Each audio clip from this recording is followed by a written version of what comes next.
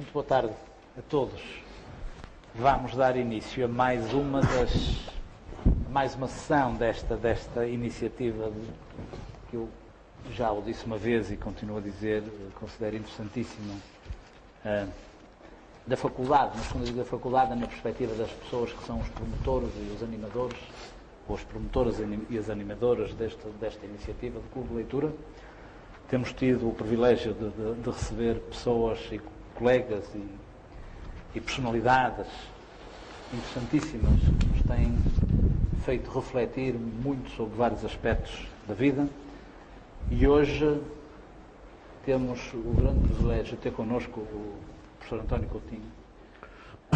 Todos têm, mas eu vou ser breve na apresentação do professor António Coutinho. Primeiro, porque tenho certeza que toda a gente conhece o professor António Coutinho. Mas também não quero gastar muito tempo para dar o tempo ao professor António Coutinho. É uma personalidade de grande dimensão, científica em primeiro lugar, ou não em primeiro lugar, científica e humana. É o diretor do Instituto Gulbenkian da Ciência, é professor catedrático convidado a regular no Ensino Universidade de Lisboa.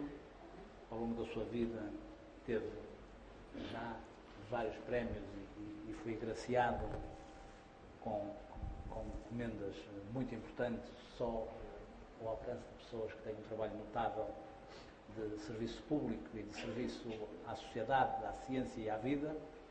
O Prémio Gulbenkian da Ciência, o Prémio da Sociedade Francesa de Imunologia Behring Metchnikoff, o Prémio Lacassagne do Collège de France, a Ordem do Cruzeiro do Sul do Brasil, a Legião de Honra Francesa, o Prémio do Estado de Lisboa, enfim.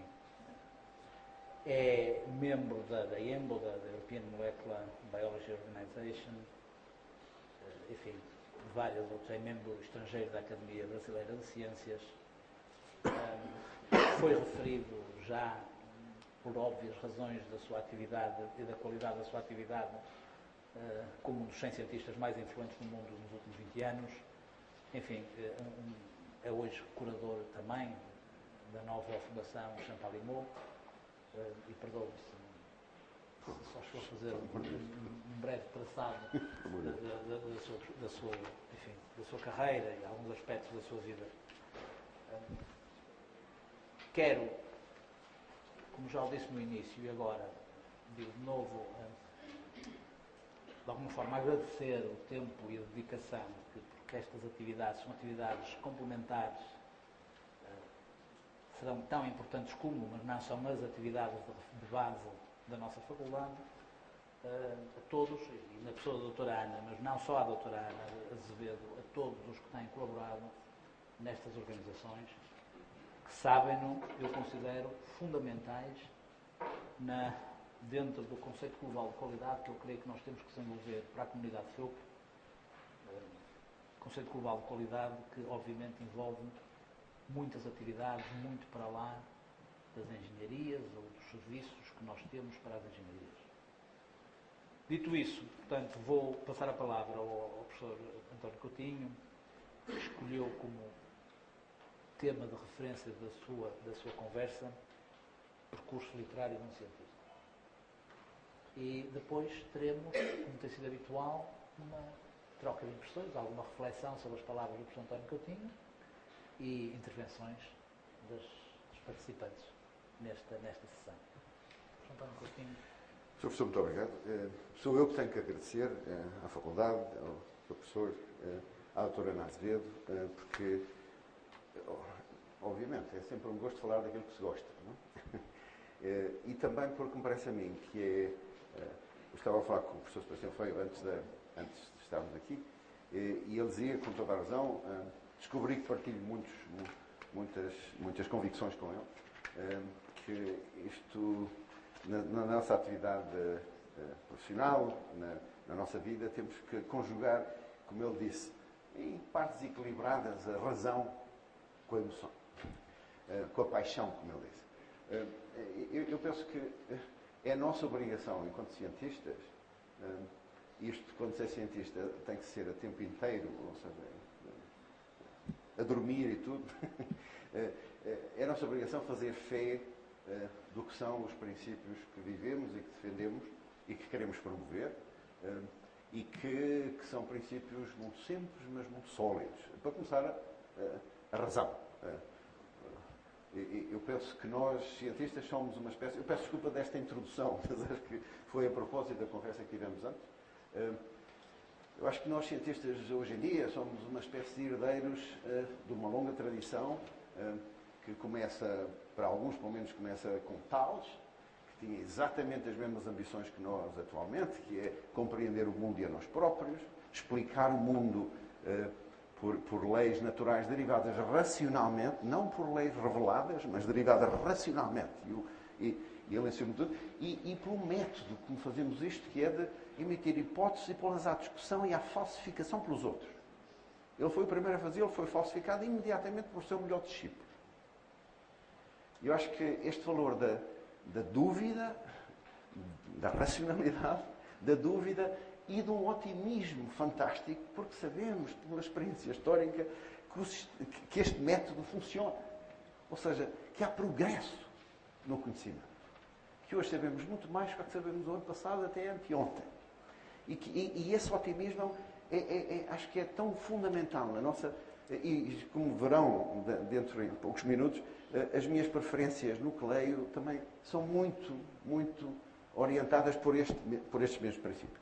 Eu acho que esta fazer fé do racionalismo que nos governa de alguma maneira, eu acho que é cada vez mais importante, porque hoje em dia temo que comecemos a assistir, ou não comecemos, mas que se torne mais forte uma reação que, a meu ver, é muito semelhante ao que foi o romantismo de reação ao iluminismo.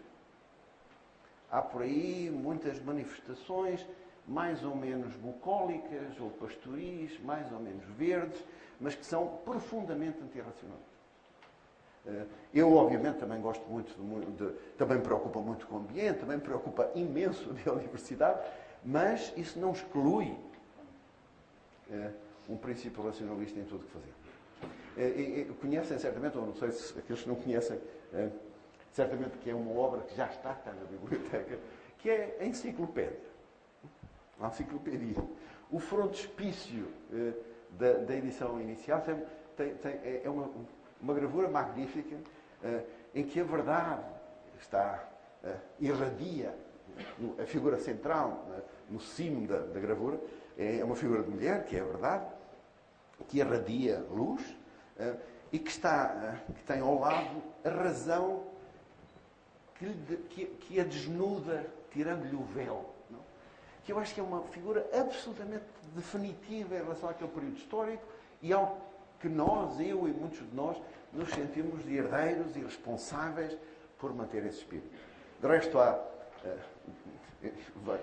vai vindo à cabeça esse tipo de coisas. Um dos filósofos dos raros que eu leio, um homem professor do Colégio de France, justamente, que perdemos o ano passado, que morreu o ano passado, que se chama Pierre Hadot, e que eu gostaria de aconselhar, que tem um livro lindíssimo que se chama Filosofia como Maneira de Viver. E que é, de facto, isso mesmo, filosofia como maneira de viver. Não é um blá-blá mais ou menos complicado, não, é uma maneira de viver. E tem um outro livro muito bonito que se chama O Véu de Isis, que é exatamente a propósito desta noção que a verdade está escondida, que a verdade precisa de ser desvendada, precisa ser descoberta. E hoje em dia na ciência andamos todos à procura de descobertas, de tirar o véu da verdade e tirar o véu de Isis que está na origem disto tudo. Mas enfim, desculpem desta introdução um bocadinho longa. Eu pensava que nesta linha da defesa do racionalismo, já agora, eu não sei se é costume fazer citações de coisas, mas eu gostava de fazer uma que eu descobri há relativamente pouco tempo e que vos aconselho também a ler. Um homem não é bem da literatura, mas da linguística. Um homem que, quando tinha 17 anos, já sabia falar 7 línguas ou 8, e começou a aprender iraniano e depois, entretanto, foi para a carreira judicial e foi de juiz para a Índia, e aí teve que aprender hindi para poder ser um bom juiz, como é evidente. E aí parecia-lhe que tudo era a mesma coisa. E foi o homem que descobriu o indo-europeu, o grupo linguístico indo-europeu. Chamava-se William Jones, também um homem do século XVIII, de pleno iluminismo, e que diz uma coisa que eu acho que vale a pena lê-lo, diz uma coisa que é extraordinária, que tem muito a ver com aquilo que eu estou a dizer e com a nossa responsabilidade social de fazer fé da racionalidade. Ele diz mais ou menos assim, eu vou citar de memória, que a raça humana, como ele diz, não pode ser feliz durante muito tempo sem ser virtuosa. E não pode ser ativamente virtuosa sem ser livre. Mas não pode ser seguramente livre, como ele diz, sem conhecimento racional.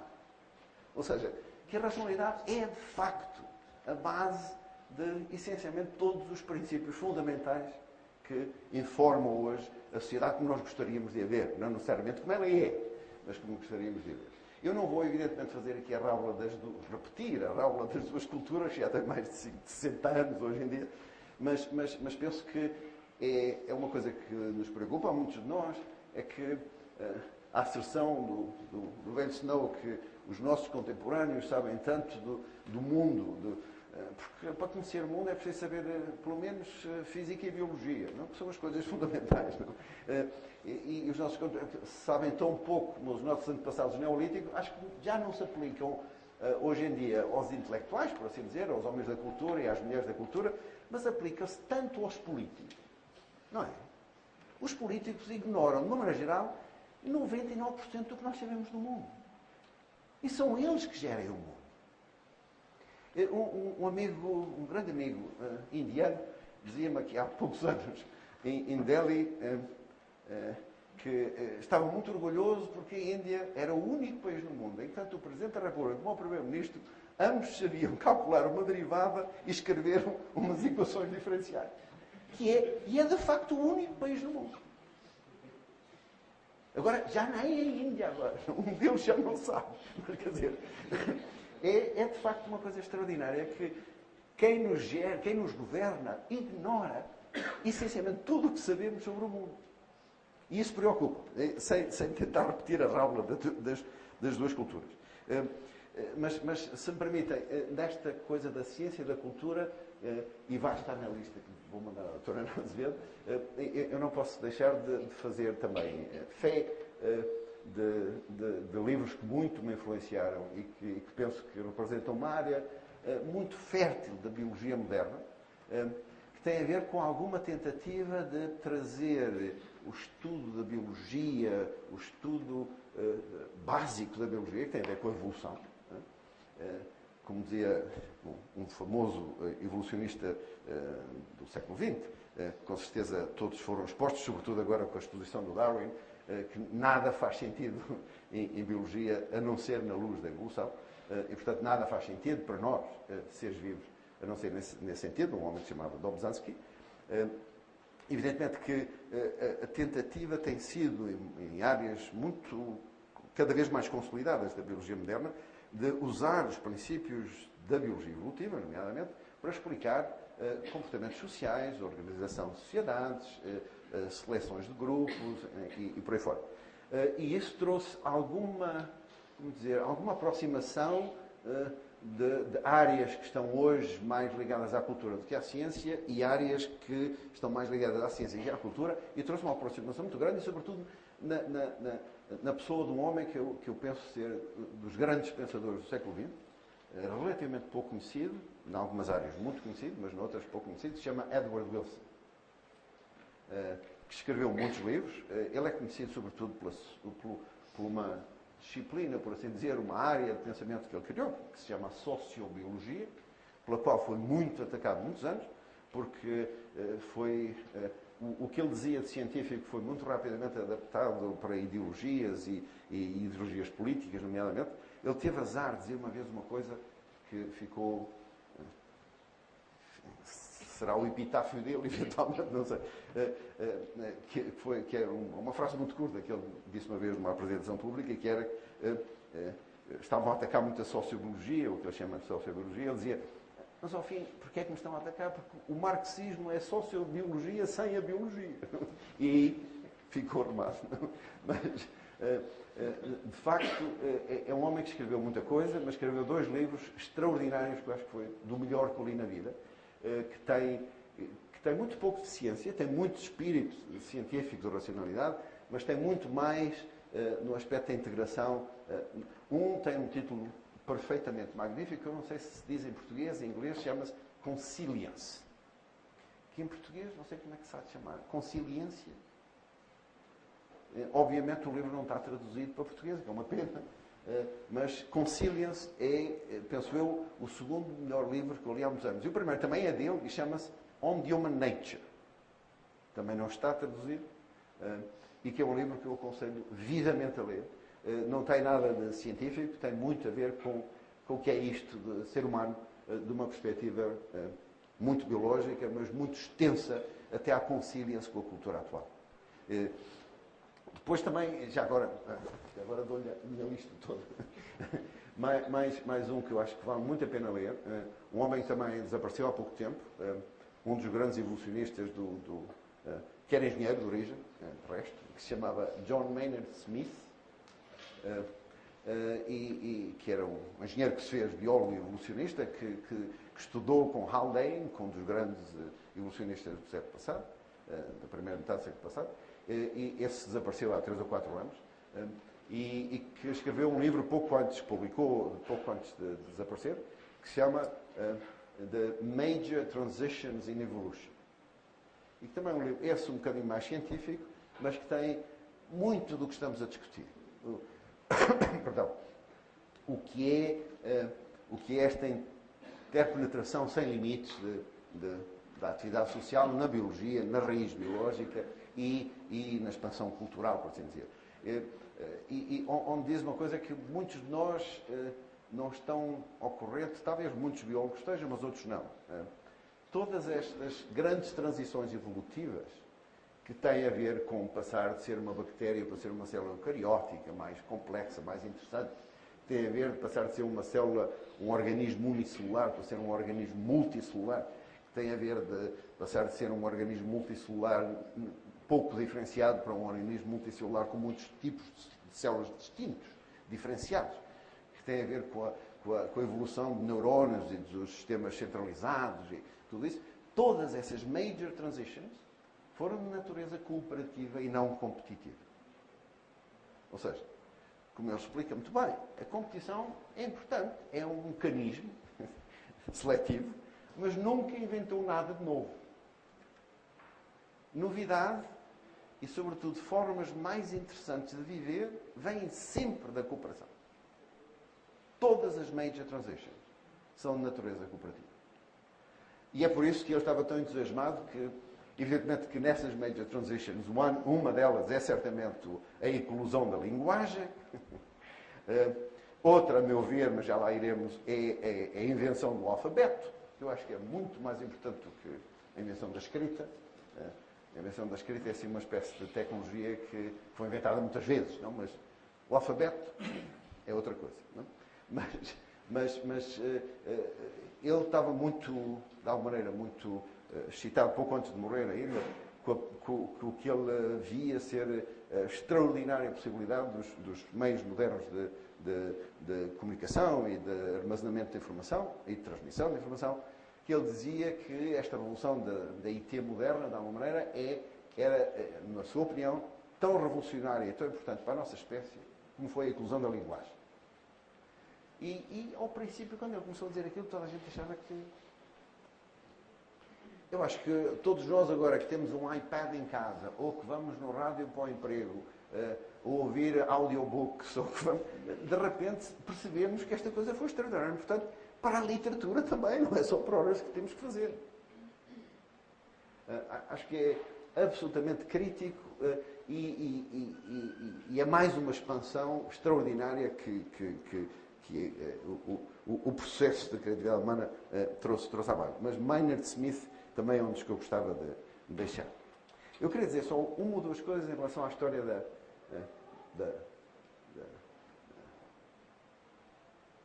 alfabeto, talvez mais do que mais nada. Os seres vivos, eu sou biólogo e médico, sabem? E, portanto, é a única coisa que eu percebo na vida, mas e até isso não muito bem. Os seres vivos têm muitas características, algumas essenciais, e uma delas é que cada ser vivo contém uma descrição interna deles próprios. Não são talvez as únicas entidades que têm essa característica, mas nós sabemos que, sei lá, se cruzamos gatos não nascem cachorros, e se plantamos pinhões não crescem eucaliptos. Há uma descrição interna, não só da vida daquele ser vivo, mas do ser vivo ele próprio, da sua forma, do seu tamanho. Sei lá, o ratinho tem um genoma praticamente igual ao genoma do elefante, mas a descrição é diferente. E os seres vivos têm isto. Como estávamos a falar também com o professor Sebastião Feio antes de virmos para aqui, sobre uma visita que eu tinha feito a esta escola, a esta faculdade, quando outorgaram o doutoramento honoris causa ao professor Sidney Brenner. Ele costuma dizer, por causa desta descrição, nós, por exemplo, não podemos clonar uma montanha, porque a montanha não contém uma descrição interna de si própria. Mas um ser vivo tem, e por isso pode ser clonado, porque contém a sua própria descrição. Pode ser refeito. Então, por enquanto ainda não. Como sabemos todos, a vida só aconteceu uma vez, e é por isso que é preciso, como se costuma dizer na minha terra, pelo menos, vida há só uma, e de facto há só uma. Ou seja, só aconteceu uma vez, e é por isso que, sei lá, nós, os crocodilos, os elefantes e os eucaliptos, somos todos da mesma natureza, e também as bactérias e os fungos e tudo isso. Da mesma natureza, porque somos da mesma linhagem. Só aconteceu uma vez. E isso impõe-nos a nós todos, biólogos talvez em particular, porque têm mais conhecimento do assunto, um enorme respeito pela vida nas suas formas todas. E não voltamos ao respeito pela biodiversidade e pelo ambiente e por muitas outras coisas. Ou seja, sabem certamente, é uma das coisas que nos preocupa a todos, que os nossos primos mais próximos de quem nos separamos há uns 6 ou 7 milhões de anos apenas, os bonobos, os chimpanzés, os orangotangos e os gorilas, já só deve haver uns 60 mil no mundo. Há 200 mil anos nós éramos menos do que eles. Agora nós somos quase 7 mil milhões e eles só são 60 mil. Portanto, há aqui alguma coisa de preocupante. Tem a ver com o cérebro, e já lá vamos, e tem a ver com uma preocupação que nos assalta a muitos, que o cérebro, com todas estas fantásticas coisas que nos dá, também pode ser uma espécie de um tumor evolutivo.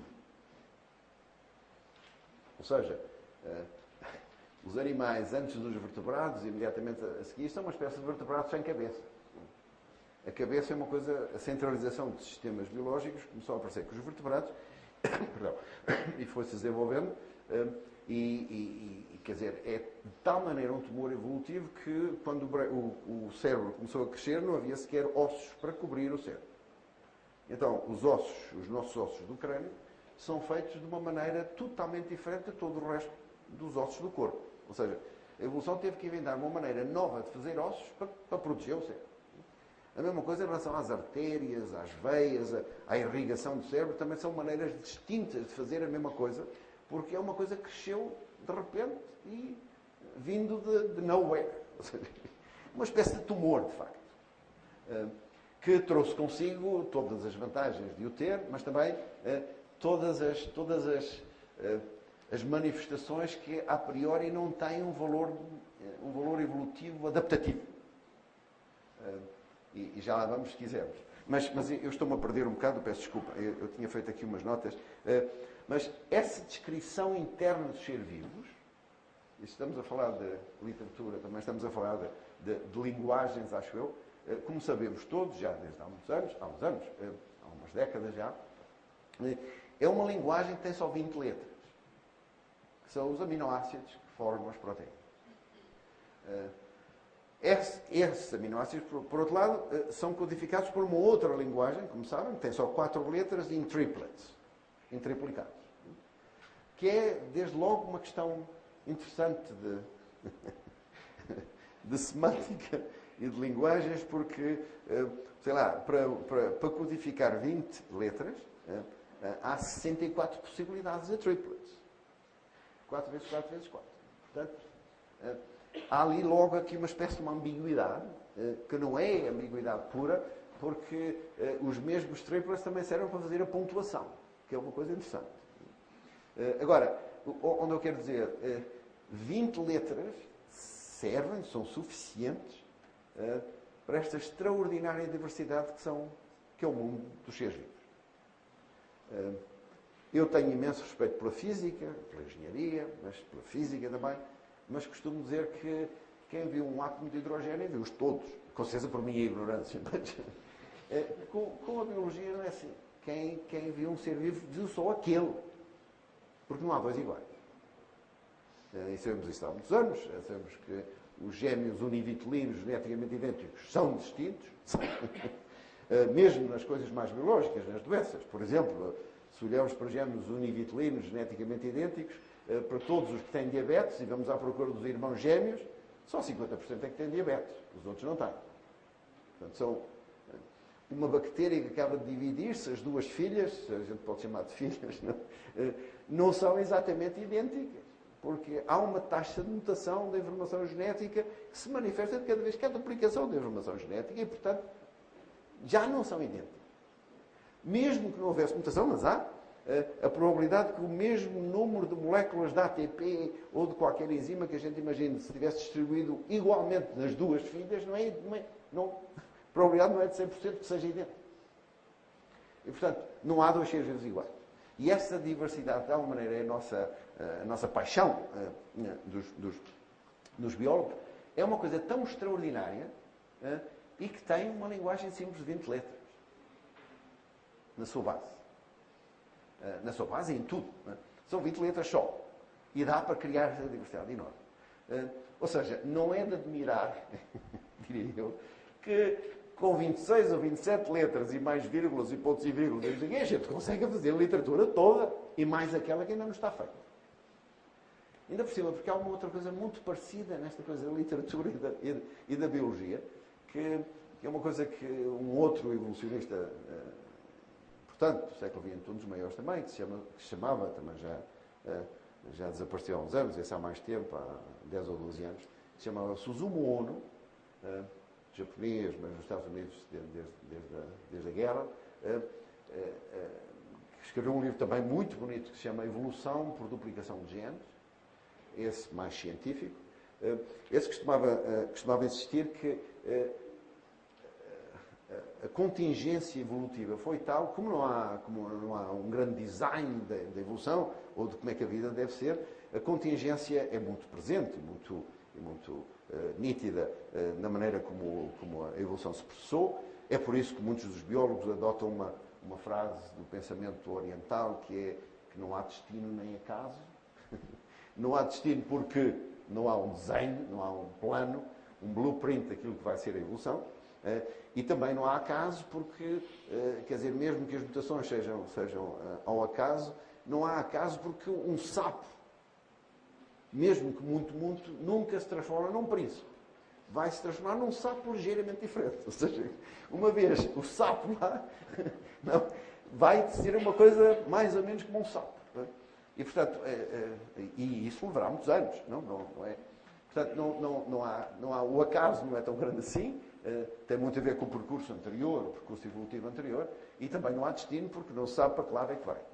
Mas exatamente essa contingência, dizia o Suzumu Ono, é uma coisa que é óbvia se olharmos para esta enorme diversidade do mundo vivo, mas sobretudo se olharmos para essa diversidade da maneira limitante. Ou seja, vamos a ver de todas as proteínas que constituem os seres vivos, por exemplo, qual é o espaço das formas ocupadas pelas proteínas existentes e qual é o espaço que poderia existir se nós usássemos essas 20 letras para fazer outras proteínas. E o que ele estima é que o espaço ocupado, de facto, pela evolução, é menos de 0,1% das possibilidades totais. Ou seja, de facto, a vida neste planeta e a evolução dessa vida neste planeta tem sido, como diria o São Mateus, a narrow door, a narrow path. Tudo o resto está por ser praticado. E como dizem alguns, que gostam de se substituir à evolução e a um criador que alguns acreditam, quer dizer, a vida seria muito mais interessante se houvesse, em vez de 20 aminoácidos, uns 30 ou 40, porque é possível sintetizar 30 ou 40 aminoácidos distintos. Só que é que esses não existem na vida. Não? Agora, os que o supõem essa ideia também dizem, não, mesmo com 20, nós podíamos usar 99,9 vezes mais do que aquilo que estamos a usar. E, portanto, a literatura acho que é a mesma coisa. Eu nunca vi, à parte das histórias do Borges e das bibliotecas do Borges e dos livros que têm todas as possibilidades de utilizar as 26 letras e os pontos e vírgulas, e contêm os livros que nunca foram escritos e aqueles que provam que eles nunca foram escritos, mas que já foram escritos. Tudo isto. Eu não sei se alguém calculou qual é, de todo o campo da expressão literária, qual é a parte que já está feita. Mas tenho quase a certeza que não é nem o 0,1% que falava o homem. E isto faz parte do nosso otimismo, acho eu. O melhor ainda está para vir, certamente. Certamente. Eu acho que isto é verdade em relação à vida, e é verdade em relação à literatura, e é verdade em relação a isto tudo. E isto eu gostava de fechar rapidamente com esta ideia. Isto tem a ver, a meu ver, essencialmente com a invenção do alfabeto. Estas enormes possibilidades. Porque, e daí o meu respeito enorme por esse povo tão desprezado e tão ignorado, que todos se referem como um povo de comerciantes, que inventaram lá uns químicos para colorir o não sei quê, e o vidro e tal, que são os fenícios. Inventores do alfabeto. A grande dádiva à humanidade que eles deram. E sabem todos da história lindíssima do rato da Europa e do Agenor, pai da Europa, que mandou os 3 filhos, incluindo o Cadmos, à procura da irmã. E o Cadmos veio para Creta, não encontrou a irmã. Mas trouxe o alfabeto. Já o Heródoto dizia isso. Ele tinha trazido o alfabeto. O Heródoto calculava-se há uns 2000 anos atrás, dizia o Heródoto. Mentira, aí estava errado, como em outras coisas também. Hoje em dia calcula-se que o alfabeto chegou à Grécia pelo menos há cerca de 3000 anos, por aí, e devia estar inventado de fresco. Mas que povo extraordinário. Por alguma maneira, o Agenor e o Cadmos eram de Tir, não eram de Biblos, mas Biblos também é uma cidade fenícia. Que a gente não se esqueça disso. E o que é extraordinário é da humildade deste povo, que nunca se aproveitou disso. Ou seja, nunca se aproveitou disso. Descobriram tudo o que era para descobrir no mundo de então. Ou seja, instalaram-se nas baías mais bonitas do Mediterrâneo. A Baía de Tunis, para não falar de Setúbal e de Lisboa, ou para não falar de Marselha, são as coisas mais bonitas que eu vi na vida, com certeza. Descobriram isso tudo, descobriram o alfabeto, e hoje em dia chamamos os povos do livro a uns outros que não têm nada a ver com eles. Que magnífica despersonalização no meio disto tudo, despersonalização histórica de um povo inteiro. Evidentemente que depois, por muitas razões, desapareceram da história, mais ou menos. O Cadmos acabou por ser, na convicção grega, acabou por ser o bisavô do Laios. Laios, de novo, Laios, discurso. Não? Discurso. Laios, como dizem os franceses. Não? Laios esse, pai de Édipo, que também é importante lembrar. Não é por acaso que estas coisas estão assim arquitetadas, e eu continuo a ter para mim que é das coisas que me dá gosto é tentar perceber porque é que as mitologias são como são. E aí também há coisas magníficas que estão a ser feitas hoje em dia com uma base racional, biológica, científica. E se lhes posso deixar mais um autor, um homem que se chama David Sloan Wilson. Escreveu um livro magnífico que se chama Darwin's Cathedral, a Catedral de Darwin, que é uma interpretação evolutiva da religião e do facto que todas as civilizações humanas conhecidas têm religiões. E como ele dizia, ao contrário do que foi feito durante muitos anos na ciência, que foi de separar os domínios da religião e da ciência, e que muitos de nós continuam a fazer, não, é obrigação da ciência tentar explicar tudo o que é vivo e, portanto, da biologia, tudo que é vivo, e, portanto, também os comportamentos das sociedades, incluindo essa das religiões. Eu quero só acabar com mais uma pequena nota que tem a ver com a biologia também. Nós temos, como sabem, nós temos no cérebro humano, que já falámos do tumor, mais ou menos tantos neurónios como galáxias existem, pelos vistos, que são 10 a 11. Que é muita coisa. Sobretudo se pensarmos, e de novo, o que é interessante é a cooperatividade, que cada uma desses 10 a 11, desses 100 mil milhões de neurónios, os brasileiros dizem 100 bilhões, erradamente, 100 bilhões, mas dizem. Se cada um desses 100 mil milhões de neurónios está conectado com, pelo menos, em média, pelo menos mais 10 mil outros neurónios. Ou seja, o número de conexões anda na ordem dos 10 a 15. E se nós pensarmos que um pensamento, um estado mental, um pequeno sentimento disto ou daquilo, tem a ver com arranjos ou combinações de on and offs em cada uma dessas sinapses, o número destas, quer dizer, infinito é sempre uma palavra que mete medo a muita gente, mas deve ser perto. E, portanto, onde eu quero chegar? O Jerry Hellman, que é um outro autor que eu também aconselho, costuma dizer que o cérebro humano tem uma tal potencialidade que cada um de nós podia sentar-se e começar a contar uma a uma as partículas, todas as partículas, por exemplo, carregadas positivamente no universo. E depois junta. Não temos é tempo, mas temos cérebro para o fazer. O que é uma coisa impressionante, tal maneira. Temos cérebro para o fazer. Esse cérebro, como é que cresceu e porque é que cresceu, e sobretudo, porque é que cresceu tão rapidamente. Cresceu muito rapidamente durante um período que parou há 200 ou 300 mil anos com a emergência da nossa espécie. E a partir daí não cresceu mais. O que é interessante também. Ou seja, não nos arriscamos pelo menos pelo que percebemos atualmente, não nos arriscamos a ficar em uns super gêmeos. Ficamos com aquilo que temos.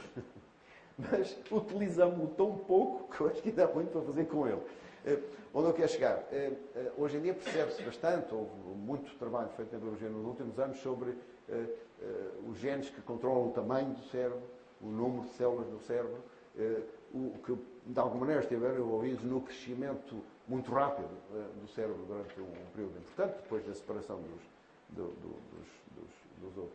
outros primatas, e até mais ou menos há 300 anos atrás, que tem a ver com proteínas que se vão duplicando e aumentando em módulos, e que a partir de um certo número de módulos, uma proteína especificamente auto-estada, que se chama ASP, deixa de ser estável como proteína e, portanto, aquilo não pode crescer mais. Coisas assim muito básicas, mas que finalmente explicam uma coisa que todos nós andávamos curiosos, porque é que o nosso brain parou de crescer há 300 mil anos.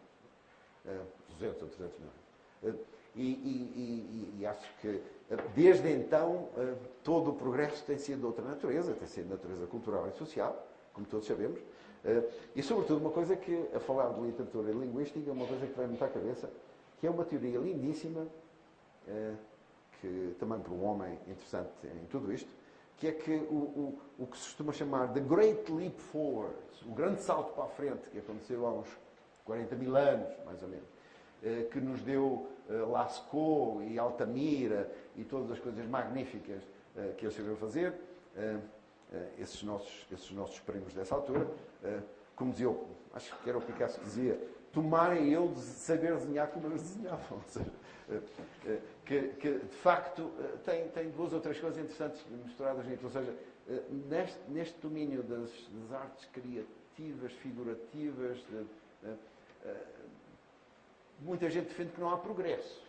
Há variação, mas não há progresso. Que é muito diferente da ciência e da tecnologia. E nas suas diferenças que devem ser respeitadas. Mas onde eu queria chegar? Há uma teoria muito interessante que diz que o Great Leap Forward aconteceu porque os homens já falavam nessa altura, já desde antes. E até hoje sabemos que os que cá estavam, mas não pintavam, eram louros e de olhos azuis, e os outros que vieram e começaram a pintar e deram cabo os outros todos, eram pequeninos e escuros. Não? Já sabemos muita coisa hoje em dia por causa da antropogenética, não? E da paleogenética. Mas o que não há maneira de saber, mas que é uma teoria interessante, é que esse grande salto para a frente aconteceu quando na linguagem se descobriu o condicional. E eu acho que esta é uma ideia tão bonita. Não é? Ou seja, e se... não é? Que eu acho que é muito do que nos anima, que eu acho que é muito do que... Não sei... E que de alguma maneira tem a ver com o que para mim é o grande mistério da literatura, se quiser. Não há na literatura um valor adaptativo de sobrevivência, de dominância. Há certamente na escrita. Mas, como diz o meu querido amigo António Feijó, da Faculdade de Letras de Lisboa, que é agora diretor, há tanta redundância, tanta inutilidade, entre aspas, na literatura, que não pode ter um valor adaptativo.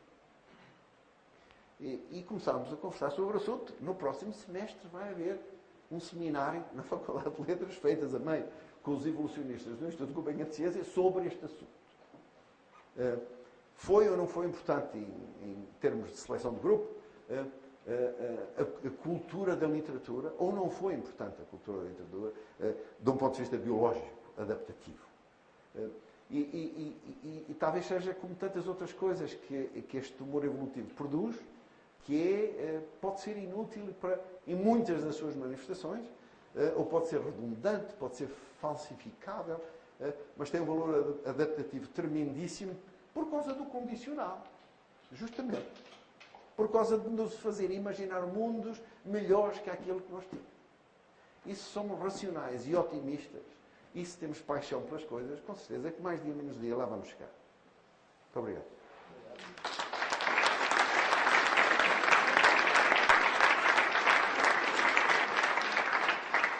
Eu peço desculpa, não falei das minhas preferências literárias. Eu só faço ciências. Não, eu só queria dizer uma ou duas coisas que há muito... que eu sinto que há muitas poucas pessoas, meus amigos, que conhecem esses autores e que são autores que vale muito a pena conhecer. Há um homem que eu acho que é talvez a coisa mais espantosa que eu vi na vida, que se chama Miklos Sankuti, que escreveu 8 volumes que ele chamou O Breviário de Santo Orfeu, e que é húngaro, era húngaro, já morreu também há uns anos largos, e que é uma coisa, é uma obra extraordinária, é uma obra de uma vida, é uma obra de um continente inteiro. Eu vou-lhe mandar a lista. Infelizmente, que eu saiba, só há 5 dos 8 volumes que estão traduzidos para uma língua legível, porque ele escrevia em húngaro, e os outros 3 ainda não os conhecemos, mas vale muito a pena ler essa obra. E nenhum dos meus amigos o conhecia, eu tive a sorte de o conhecer, porque um outro amigo meu, esse francês, me falou dele, e eu gostava de partilhar isso convosco. Os livros estão todos editados em francês, em inglês, esses 5. Em francês acho que estão 5, em inglês estão só 2 ou 3. Acho que é uma coisa que vale a pena conhecer, e que há muito pouca gente conhece. Um outro que é muito mais conhecido, mas que também escreve da mesma maneira, escreve como uma enxurrada, não? Mas cheio de conhecimento, cheio de compreensão pela Europa. Mas neste caso, não pela Europa, mas pelo homem, pela vida e pela América Latina, é o Lizama Lima, um pouco mais conhecido, mas muito pouco apreciado. Acho eu, na minha opinião. Eu peço desculpa de partilhar isto convosco, as preferências vão ser muito individuais, mas acho que estes dois é meu dever fazer fé deles. Muito obrigado. Obrigado, Sr. Professor. Deixou-nos aqui nestes 45 minutos um conjunto de temas e de ideias que posso garantir que, pelo menos a mim, vão ajudar a aprofundar algumas questões que são preocupação do meu dia-a-dia, eu diria, e outras a rever ou a analisar umas tantas. Obrigado. Se-me dizer-lhe o seguinte, quando aqui há algum tempo a doutora Ana me falou, enfim, inseriu o coordenador desta sessão, é claro que, como é normal, quando me é pedido algo, a minha primeira ideia foi, bom, vamos lá ver o que é que eu vou ter que fazer para preparar a sessão. Vai ver que rapidamente resolvi o problema. Mas faz parte da minha metodologia de trabalho. Quando alguém me pede algo, eu faço uma primeira avaliação breve e rápida do que terei que fazer. Esperei calmamente para ter uma ideia do tema que ia sugerir e quando vi percurso literário de um cientista, para lá, isso não foi difícil de também aprofundar um bocadinho o meu conhecimento sobre a sua pessoa, passei em casa, eu tenho um escritório, enfim, com tantos livros lá em casa e olhei assim pelos livros e rapidamente parei em 2 livros que tinha lido há pouco tempo e que disse, isto poderá ter alguma coisa a ver, porque nenhum deles era livros de romance. Um era um livro sobre, de alguma forma, a forma de ser de um cientista português que todos conhecemos, da sua profissão, a forma como ele vive, estou a falar do professor Lobo Antunes. E o outro era um livro de um filósofo que me impressionou muito quando o li a primeira vez em 2005, 2006, do José Gil, que também reflete a forma de uma pessoa ver o mundo e analisar o mundo. E não precisei de os ler porque ainda me lembrava bem do que esses livros diziam, e, portanto, mas foi a minha primeira reação. Depois disso, entendi que o mais simples era ouvi-lo, eu tenho alguma cultura, e ver as minhas reações depois de o ouvir. E realmente, olha, há 4 palavras, se tiver que fazer um exercício que nós em engenharia fazemos muito, que é a chamada análise de componentes principais. Se eu tivesse que fazer... Em biologia também fazemos. Aliás... Eu tenho vários papers com PCAs. Não, precisamente, há vários métodos que nós dizemos de engenharia, que é a engenharia de sistemas. Eu trabalho um bocadinho em engenharia de sistemas, em modelos híbridos e muito com sistemas biológicos. Não sou de forma nenhuma especialista, só que uso a complexidade dos modelos biológicos para poder aplicar técnicas matemáticas. Não é? E nós usamos os vossos instrumentos. De forma que, de facto, há 4, usamos muito técnicas de componentes principais, e se eu fizer a quente e com todo o risco uma análise de componentes principais, eu usava 4 palavras da sua Estou curioso. Iluminismo, evolucionismo, humanismo e acreditar na vida. São 4 temas que me surgiram. Podiam surgir muitos mais, mas eu às vezes faço... E a análise é válida porque esses 4 têm mais de 85% de informação. Bem, repare no seguinte, é verdade isso, mas repare no seguinte, nem toda a gente suscita, nem toda a gente a falar suscita estes pensamentos. E eu faço para mim mesmo este exercício de disciplina e pergunto até nos exames aos alunos, se eu lhe disser para usar somente uma frase ou 2 frases para explicar algo, escolha uma. Eu sei que de forma alguma está a cobrir tudo, de forma alguma está a escolher, mas tente ver o que é que de mais relevante lhe passou pela cabeça quando alguém me falou. E disse aqui coisas muito, muito importantes. Não é? De facto, a reação romântica verde, achei interessante, ao iluminismo. Claro que, e não vou explorar esta segunda, o problema de que conhecer o mundo exige física e biologia, e quem nos governa não é muito conhecedor disso. Não vou explorar essa parte, de forma alguma, nem do conhecimento das equações diferenciais. Isso entrava-nos por outros caminhos, não é? Falou em John Maynard Smith. Eu, para ser franco, eu não sei se será o mesmo John Maynard Smith que eu já li, mas que era engenheiro de facto. Era engenheiro? E vive mais que... Sul-africano? Era, exatamente. E que depois estudou com Haldane em Cambridge, e depois veio para Londres, para o UCL, onde esteve muitos anos. E que fez coisas magníficas em biologia. Introduziu a teoria de jogos na evolução. Exatamente. Pois há um tema que eu penso que é antigo e muito moderno, que é o problema quando disse a competição nunca inventou nada. A minha visão dos dias de hoje contemporânea é que nós vivemos um violento paradigma de competição e cooperação. Há uma palavra... Há um livro escrito sobre isso, é uma palavra que agora é usada, enfim, nesses termos modernos que se usam, que os ingleses usam muito palavras novas que dizem muito, que é o competition, não é? Que é uma mescla da competição com a cooperação, mas sem dúvida nenhuma que a competição só por si não inventa-se. Nós, nos dias de hoje, então, particularmente, se nós não formos capazes de ser cooperativos, e isso, naturalmente, é muito importante. Depois há um outro tema, e talvez aqui alguém na sala se recorde disso, não sei. Quem vê um ser vivo só vê esse, e se vir um átomo de hidrogênio, já viu. Ora bem, fez-me recuar uns anitos, já não sei quantos, aí 15 anos, quando eu fiz as minhas provas de agregação, em que tive uma pequena discussão, muito amigável, naturalmente, e educada, como tinha que ser, com um dos examinadores, em que se discutia qual era a diferença entre analisar reatores químicos e reatores biológicos, em que eu disse, pois, mas no reator biológico o seu professor tem ser vivos, não é? E, portanto, não vai poder seguramente usar as mesmas regras que usa no reator químico normal, porque falha. Se este tentar usar, falha por causa da variabilidade e da imprevisibilidade. Falhará de vez em quando, pelo menos. De vez em quando, seguramente. Quando falha, significa exatamente isso.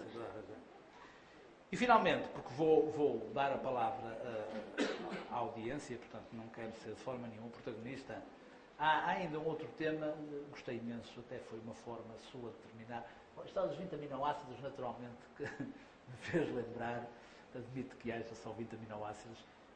Em ciência, uma verdade hoje é um erro ou uma mentira na fila à espera de ver, não é?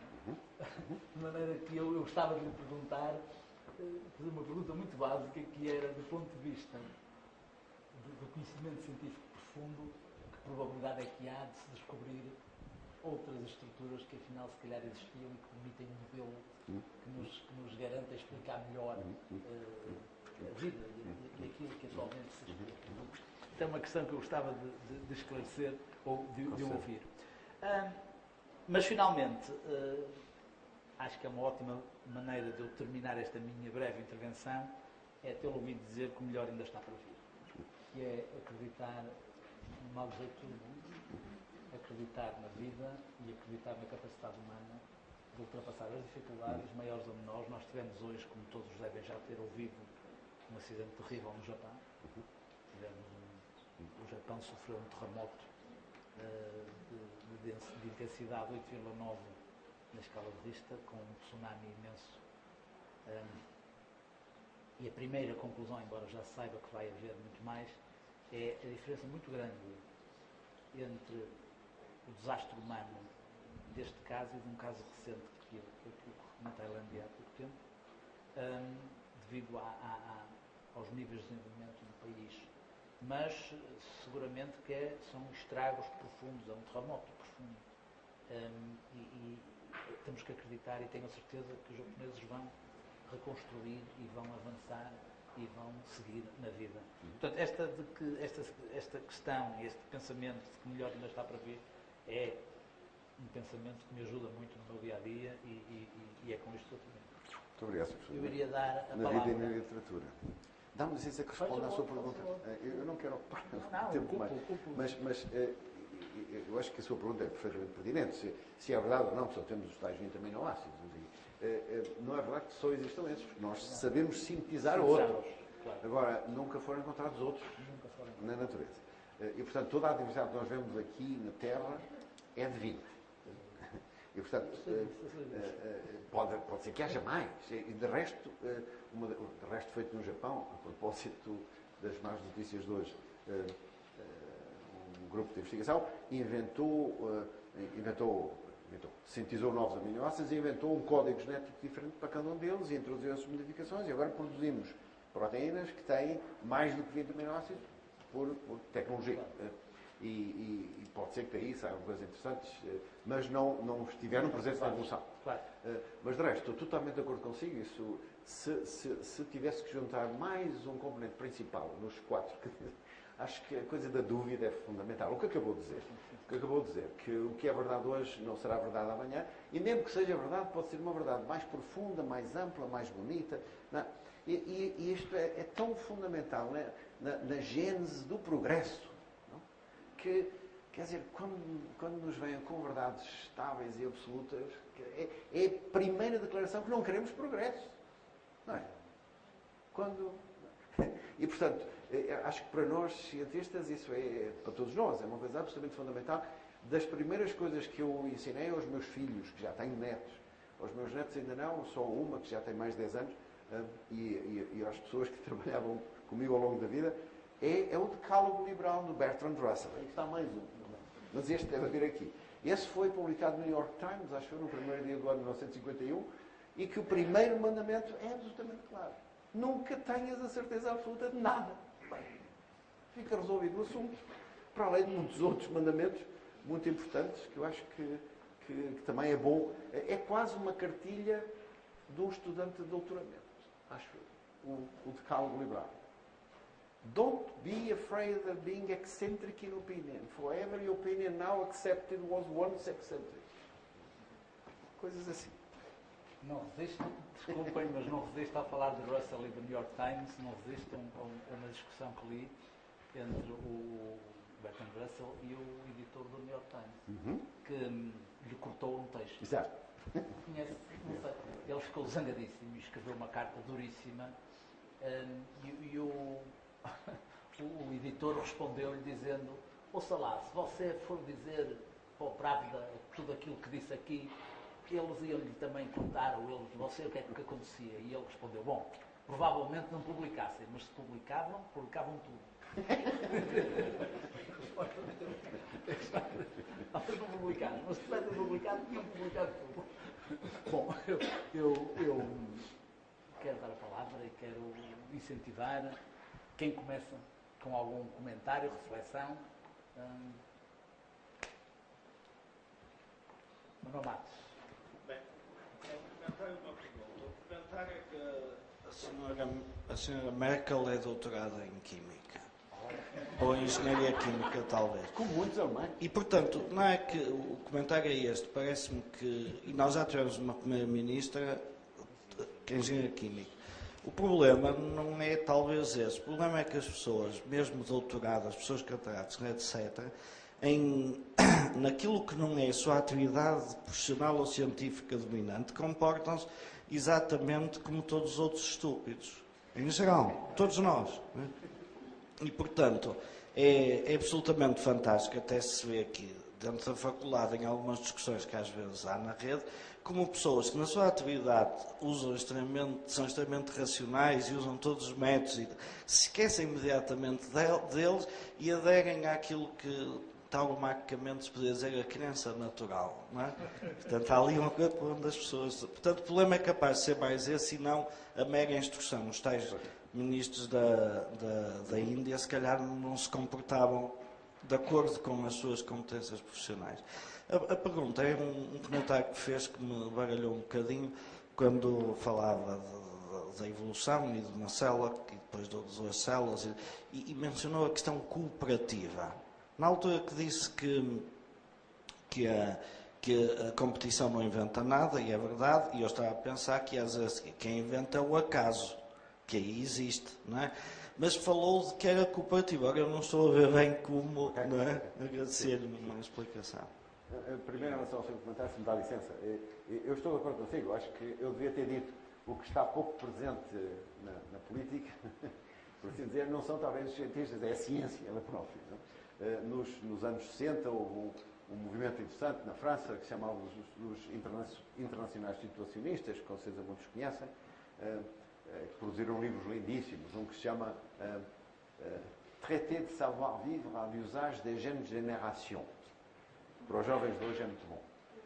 E escrito por um homem chamado Raoul Van Eyck, que também devia estar aqui. Nessa altura era muito revolucionário, mas é um livro bonito. E que tinha muito a ver com isso, com o princípio de que a ideologia é sempre antirracionalista. Por definição. Não só é antirracionalista, não só mata a razão, mas mata a paixão também. Ou seja, a ideologia é o pior que há. E como disse, por muito inteligente, a pessoa que se identifica com uma ideologia acabou. O racionalismo acabou aí. Estou totalmente de acordo consigo. Agora, em relação à cooperação, deixe-me dar-lhe um exemplo. As bactérias, por exemplo. Como sabe, as bactérias têm uma parede, não? Que dá uma maneira importante para a sobrevivência delas, porque as protege, regula as trocas com o ambiente. Era impossível fazer um organismo multicelular a partir de bactérias sem parede, com parede. A primeira coisa que foi preciso na evolução de organismos multicelulares a partir de bactérias, porque isso, sabemos bem que as bactérias apareceram antes dos outros, as árqueas e depois as outras bactérias mais modernas, foi preciso que as bactérias perdessem a parede. Para a pobre bactéria, ou espécie de bactérias que perderam a parede, foi uma perca enorme.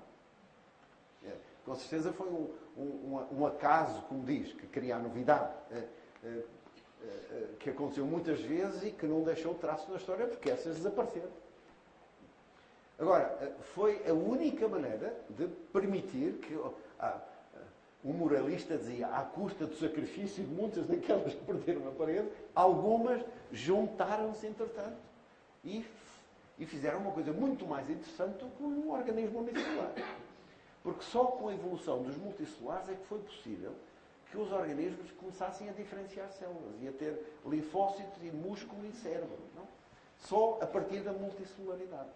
E isso foi só por cooperação, como é a cooperação do organismo inteiro.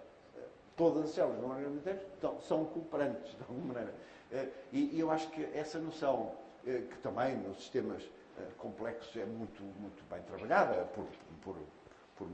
na engenharia e na física e na matemática, a emergência de novas propriedades a partir de propriedades distribuídas, a partir da cooperação. Ou seja, a única maneira na biologia, ou seja, de ter formas mais interessantes de viver, é a partir do aumento da complexidade organizacional. E esse vem de cooperação necessária. Porque a cooperação implica vontade. Não. Implica saber. Mas isso também é uma longa discussão. O que é saber? Um grande amigo, que também já morreu há muitos anos, que se chama Francisco Varela, costumava dizer, uma amiba tem perfeita cognição do que é ser amiba. Porque senão não sobreviveria, é evidente. Um elefante sabe o que é ser elefante. Porque senão não seria elefante mais do que um quarto de hora. Portanto, o saber, o que nós chamamos de saber, tem que se lhe diga.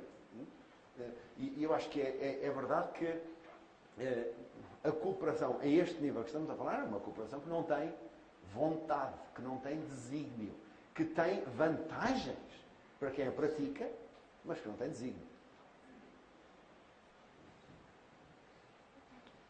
Faz favor. A minha pergunta, se calhar, não sei se vai um bocadinho em contra ao que Espera um segundo. Se faz favor, para ficar gravado.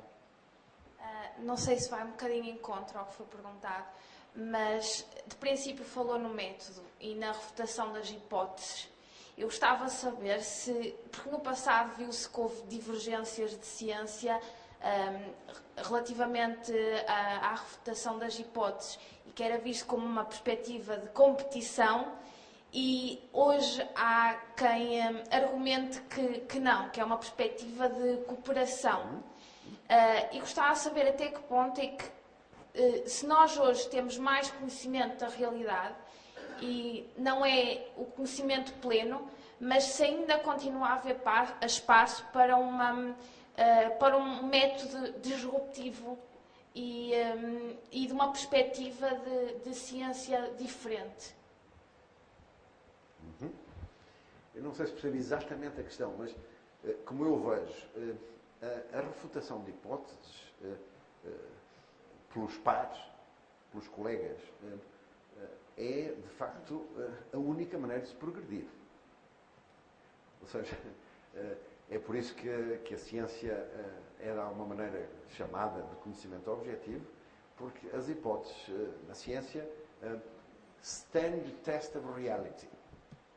São comparadas com a realidade, são testadas contra a realidade e são refutadas ou não são refutadas. Não? Portanto, é irrelevante quem é que faz a refutação ou quem faz a proposta da hipótese. E, nesse sentido, nem é competitivo, é o resultado de uma atividade cooperativamente, globalmente cooperativa, entre os científicos. Acho que a frase costuma ser atribuída ao Newton, mas acho que é anterior ao Newton, e há boa referência sobre o assunto, que os cientistas estão de pé aos ombros de gigantes. Não? E que é isso, ou seja, a atividade não é necessariamente competitiva. É competitiva de alguma maneira, porque a ciência, ao contrário das artes, ou sei lá, vai haver muitos criadores e pintores extraordinários, mesmo que o Picasso já tenha existido. O Picasso não exauriu a pintura, ou o desenho. Enquanto que na ciência não. Ou seja, determinar ou prever a estrutura do ADN de uma maneira correta só aconteceu uma vez. Foram aqueles e nunca mais ninguém conseguirá. Portanto, nesse sentido é muito diferente de outros tipos de atividades criativas que têm um campo de expansão ilimitado. Se a verdade é só uma, pois ainda que a gente não a tenha a 100%, vamos aproximando assintoticamente da verdade e essas aproximações são únicas. Não se podem repetir porque a comunidade ganhou essa aproximação. E nesse sentido é totalmente cooperativo. Eu acho que muitos dos grandes cientistas que tive o privilégio de conhecer, acho que se sentiam mais importantes por haver muita gente a tentar provar que eles estavam errados do que se ninguém se preocupasse com o que eles diziam.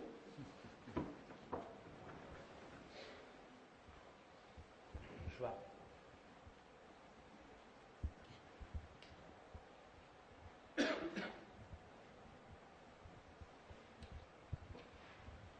Eu gostava só de dizer que sou, relativamente às questões de governação, eu sou mais otimista do que foram aqui também exprimidas algumas opiniões. Por exemplo, eu acho que a nossa estrutura de governo e de política no mundo ocidental resulta também de um trabalho racional ao longo dos últimos anos, que acho que é como o Churchill dizia, não quer dizer que seja o melhor, mas e tenho esperança que possa ser melhorado, portanto eu não sou todo tão pessimista como foi aqui dito. Mas a minha pergunta não era essa, era relativamente à língua portuguesa. E o professor é uma pessoa que conhece também a ciência e conhece o Brasil, e a minha pergunta era qual é o papel da língua portuguesa na ciência, em particular, muito particularmente também a sua opinião sobre o acordo luso-brasileiro ou o acordo sobre a língua portuguesa. Muito obrigado. Obrigado. Em relação ao seu comentário, eu também não sou totalmente pessimista em relação, até sou muito otimista em relação à segunda parte do que disse, nomeadamente, do seu comentário, nomeadamente em relação à citação do Churchill. Eu tenho muita esperança que alguma coisa melhor vai aparecer, porque não é assim que sou muito negativo. Também é verdade que é um sistema que está na prática há 2 ou 3 séculos, democracia indireta, dita representativa, não sei o quê, e que o mundo mudou radicalmente nos últimos 300 anos e que o sistema continua igual a si próprio. Ou seja, das poucas coisas no mundo que não evoluíram foi o sistema político. Quer dizer, linhas gerais. Não, pequenos detalhes. Sim, mas os princípios da democracia indireta representativa são os mesmos. Ou seja, a ideologia, por exemplo, eu não quero meter-me agora numa discussão política, mas nós sabemos que se queremos ter representatividade de uma população, por assim dizer, a única maneira é tirar à sorte. Portanto, o conceito de representatividade na democracia tem 2 sentidos. Ou de ser representativo da população, ou de ser representativo individualmente. Aquele homem está ali para me representar. Que não é o caso em Portugal, como sabemos. Que na Inglaterra é o caso. Mas, portanto, a nossa representatividade tem que ser uma coisa de população. E de população nós sabemos que random selection is the only way. Quer dizer, e há muita gente hoje em dia a propor que, por exemplo, se faça como para os tribunais, para os júris dos tribunais, tirar a sorte entre os cidadãos. Que é uma ideia interessante. É uma ideia interessante.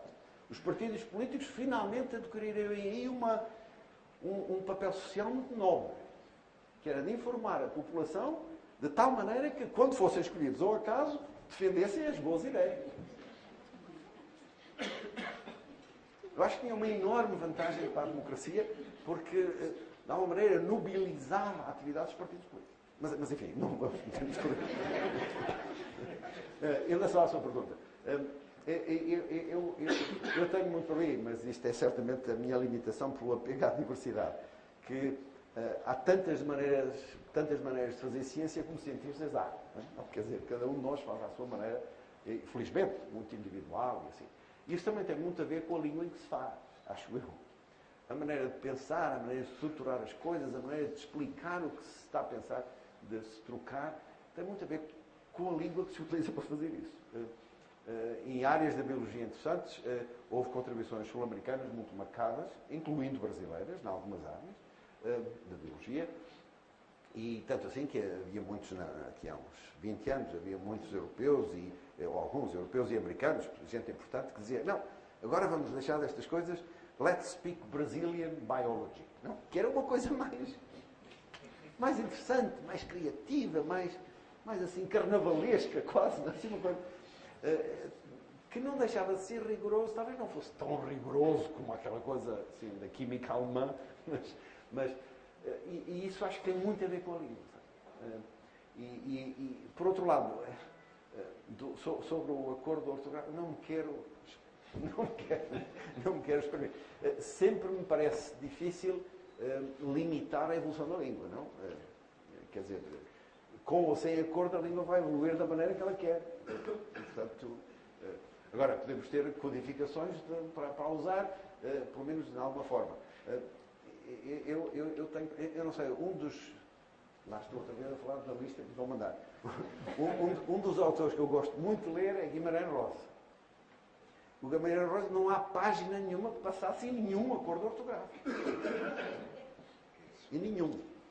E, portanto, não sei, quer dizer, limitações assim autoritárias, não. Também está no decálogo liberal, have no respect for the authority of others, for there are always contrary authorities to be found. É verdade. Muito obrigado pela sua pergunta. Mais questões que queiram colocar? Estão aqui duas, mas pode começar. Peço o... Peço desculpa. Não. Peço desculpa, mas vou fazer esta questão porque parece pertinente. Assim, quando falou na parte evolutiva, porquê que nunca entra em cena o cruzamento interespécies? Porquê que nunca se fala? Quando se fala de evolução, fala-se sempre de uma evolução separada de todas as outras, não é? Uma espécie evolui sozinha. E parece-me que não será o mais correto em termos de análise. E a outra, esta tem mais a ver com a minha área e é mais específica em relação a algum conhecimento que de certeza que o professor tem e eu não tenho. A utilização de anabolizantes animais no corpo humano poderá levar a algum tipo de mutação ou não? Nessa primeira pergunta, o cruzamento das espécies, como diz, é quase para a biologia, como as espécies são definidas, é uma impossibilidade. Porque uma das definições, há várias definições de espécie, mas uma das definições mais utilizadas correntemente é quando a espécie está isolada reprodutivamente. Ou seja, não se pode cruzar com outras. A partir do momento que não se pode cruzar, quer dizer, pode-se cruzar, mas não tem híbridos férteis, aí é classificada como espécie. Portanto, por definição, não existe, ou se existe, não tem significado evolutivo. Agora, no processo de especiação, evidentemente que cruzamento entre indivíduos e progenias, de indivíduos próximos, mas já suficientemente diferentes, isso acontece o tempo todo, e é certamente um dos mecanismos interessantes de misturar genomas, certamente. Genomas que foram adaptados, que foram selecionados em ambientes suficientemente diferentes para terem havido divergência, mas não divergência suficientemente grande para que não haja fertilidade e reprodução dos híbridos, é uma das maneiras mais interessantes de misturar genomas. De resto, mesmo a nível dos genomas, como todos os biólogos aqui sabem, esta preocupação da cooperatividade é muito importante, porque, sei lá, o sexo é uma coisa o sexo no sentido de misturar genomas dentro da mesma espécie, de refazer misturas novas de genomas, que é o que faz o sexo, é uma coisa que sai caríssimo, é um investimento enorme. Eu estou a falar biologicamente, não estou a falar bem. Quer dizer, toda a complicação para se poder gerar gametas, fazer ovos, depois de fazer desenvolvimento embrionário, isto para uma amiba é muito mais fácil, mas muito mais fácil. Mas todo esse investimento, que é um investimento que custa muito caro, só faz sentido pelo valor que misturar genomas é. E se misturar genomas tem um valor enorme, é porque os genomas são eles próprios cooperativos. É óbvio. Mas, enfim, primeira pergunta. A segunda, eu acho que em relação aos anabolizantes dos animais, mas em relação a muita outra coisa que se há a comer aos animais, sei lá, eu aqui há uns anos estive os noruegueses resolveram fazer uma espécie de uma revisão do sistema científico nacional e convidaram meio dúzia de comissões para fazer. E eu descobri uma coisa que me aterrou nessa altura. A Noruega tem muitas fish farms e produz muitas coisas. Nessa altura, que já foi para aí há 7, 8, 10 anos, não sei, na Noruega, por ano, nas fish farms, gastavam-se 782 toneladas de antibióticos. Toneladas! Que nós todos comemos naquele salmãozinho que vem de lá, e no bacalhau, e não sei o quê. Também já fazem fish farms de bacalhau.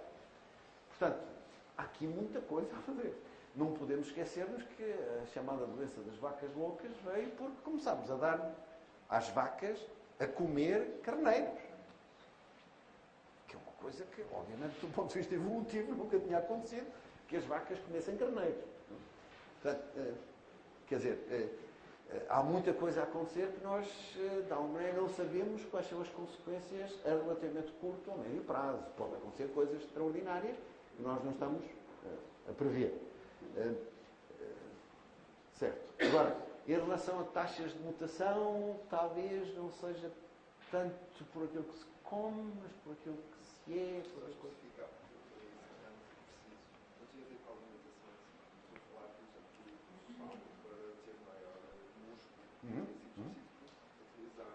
Algum tipo sintético, ou então mesmo retirar dos animais, de um hormónio, de uma enzima, que vai ter esse efeito no seu corpo. Até que ponto é que isso depois, quando se reproduz, não é? Pode ser utilizado, ou vai ser utilizado no feto, para... Ouça, se quer a minha opinião de o que é que eu gostaria de ver as coisas a mexer, eu acho que isto dá químico, também na medicina, ou seja, a medicina está-se a tornar cada vez menos farmacológica, digamos, para se tornar cada vez mais biológica, de dar de volta ao corpo aquilo que não faz em quantidade suficiente, mas que é igual àquilo que o corpo faz, e não uma droga qualquer que a gente sintetizou e não sei qual. Eu acho que também no aspecto da seleção das plantas e dos animais domésticos, temos muito a andar. Porque até aqui estamos a fazer coisas desse tipo e fizemos, sobretudo na seleção das espécies domesticadas, fizemos às cegas, totalmente às cegas, sem ter a mínima ideia do que é que estávamos a fazer. Agora não, agora conhecemos os genes, os genomas, podemos modificar um gene ou outro, podemos fazer o que nos parecer melhor. E, portanto, a seleção é muito mais racional, vai muito mais no sentido que pretendemos, e é por isso que eu acho que é uma coisa que não faz sentido nenhum para mim, que haja pessoas que estão contra a manipulação genética das espécies dos animais domésticos, porque é a única maneira de a gente saber o que é que está a fazer. Andámos a fazer à balda desde que se inventou a agricultura, há não sei quantos mil anos. E agora, finalmente, podemos fazer as coisas com algum conhecimento e, portanto, em vez de dar químicos aos animais, é muito mais simples. Hoje em dia já sabemos quais são os genes que desenvolvem músculos, não sei o quê, manipular esses genes, fazer os genes mais ativos, não? Nas vacas, nos porcos, não sei o quê, e criar uns porcos com presunto mais bonito, não? Ou como alguns outros genes, também já sabemos como é que os membros, os genes que comandam a formação dos membros no desenvolvimento embrionário. E aí podemos fazer porcos que cada um tenha 8 presuntos, por exemplo. Quer dizer, isto parece um bocado Frankenstein, mas é racional e não é perigoso para ninguém. Exceto para o porco, coitado, com 8 pés, não sei se mas pode-se fazer. De resto, é das coisas mais interessantes em relação à informação. É muito fácil fazer um embrião produzir um membro extra. Não? É só preciso pôr lá o fator que medeia a ação do gene que faz isso. Bom, então, o embrião é assim, pois tem aqui o membro que aparece aqui, um botão membranário que aparece aqui, outro aqui em cima. Se induzimos um novo para o lado da perna, cresce sempre uma perna. Se for do lado do braço, cresce sempre um braço. Agora, se põe a meio, o embrião fica confusíssimo. Não sabe o que é que há de fazer. E então começa a fazer o membro, mas aí que fica uma coisa ali, um coto que não é nem uma coisa nem outra. O que é muito interessante do ponto de vista do que nós chamamos de informação. Neste caso, posicional. Bom, enfim, desculpa lá. Está bem, a hora vai adiantada, não é? Nós temos umas regras, porque as pessoas além de mais depois têm que... Eu peço desculpa, eu falo mais cedo. Não, quem me dera estar aqui a tarde toda. Havia uma questão que queria colocar. Sim, eu estava a ouvir o representante do seu professor e associava ou associei toda esta conversa à filosofia e o papel que a filosofia, do modo lato, tem na organização de uma sociedade e no conhecimento e das áreas que falamos em particular. Eu já manifestei a minha preferência. Eu não leio muitos filósofos. Leio Grimaldi e leio Piado. E já manifestei a minha preferência pessoal pelo Adorno. Eu acho que, para mim, cada vez mais a filosofia é uma maneira de viver. É uma maneira de estar em sociedade.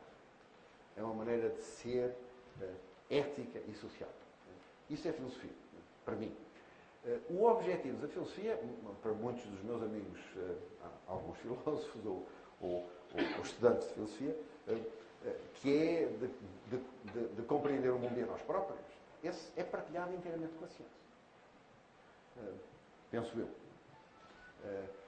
E, portanto, eu não faço diferença entre o Tales. O Tales para muitos é um filósofo, para outros é um cientista. E acho que muitos dos cientistas modernos são assim, e alguns deles têm contribuído de pensamento que será classificado filosófico hoje em dia. Terá o Jacques Monod, o Francis Crick, muitos desses. E alguns dos filósofos também se têm preocupado com questões que são especificamente científicas. E, portanto, eu faria, em relação aos objetivos e mesmo a alguma da prática, eu acho que não há diferença. Acho que, se quer a minha opinião, eu acho que a filosofia continua... como dizer? Não vou dizer nada. Acho que vou estender. Mas por isso eu gosto muito do Hadot, que é, de facto, a filosofia é uma maneira de viver. É a maneira de estar em sociedade e de ser homem. Muito obrigado. Foi uma boa maneira de concluirmos uma sessão que eu diria que foi, não sei se mais brilhante ou mais fascinante. Foi as duas coisas. Muito obrigado. Muito obrigado, Sr. Presidente. Muito obrigado.